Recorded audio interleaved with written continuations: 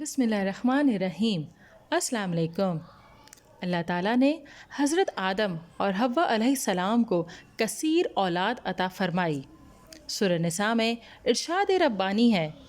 لوگوں اپنے پروردگار سے ڈرو جس نے تم کو ایک جان سے پیدا کیا اور اسی سے اس کا جوڑا بنایا، پھر ان دونوں سے کثرت سے مرد اور عورت پیدا کر کے روئے زمین پر پھیلا دیے، اور اللہ سے ڈرو جس کے نام کو تم اپنی حاجت براری کا ذریعہ بناتے ہو، اور قطع رحمی سے بچو،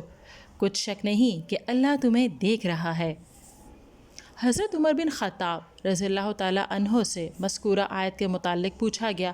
تو انہوں نے فرمایا، میری موجودگی میں نبی اکرم صلی اللہ علیہ وسلم سے اس کے متعلق سوال کیا گیا تھا تو آپ نے فرمایا،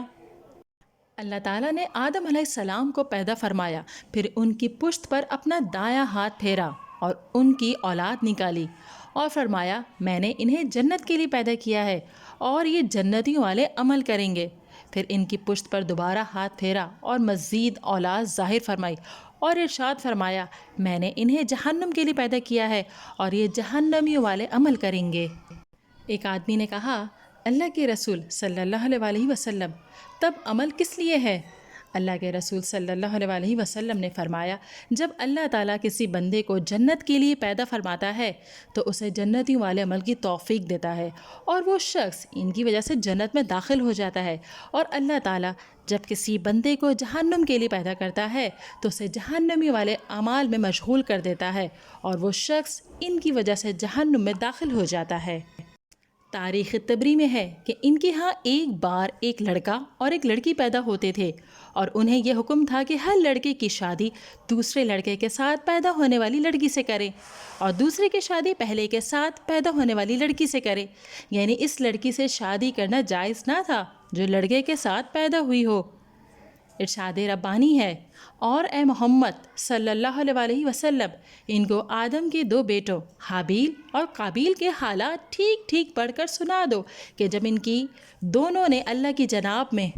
نیازیں چڑھائیں تو ایک کی نیاز تو قبول ہو گئی اور دوسرے کی قبول نہ ہوئی۔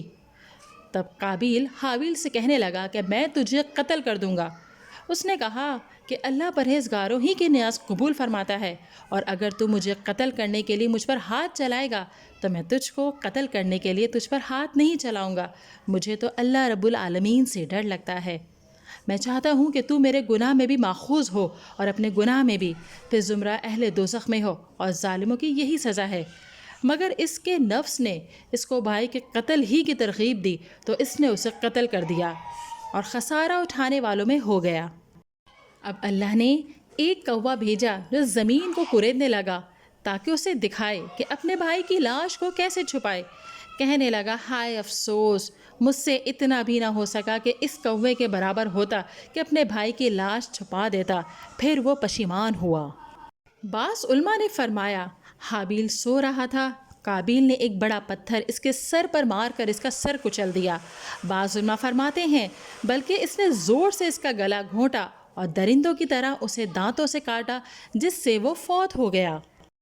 امام ابن کثیر ایک روایت بیان کرتے ہیں کہ اللہ تعالیٰ نے جب جنت پیدا فرمائی تو فرشتوں نے کہا، ہمارے مالک یہ ہمارے لیے خاص کر دے، کیونکہ تو نے بنی آدم کے لیے دنیا پیدا کی ہے، وہ اس میں کھاتے پیتے ہیں۔ اللہ نے فرمایا،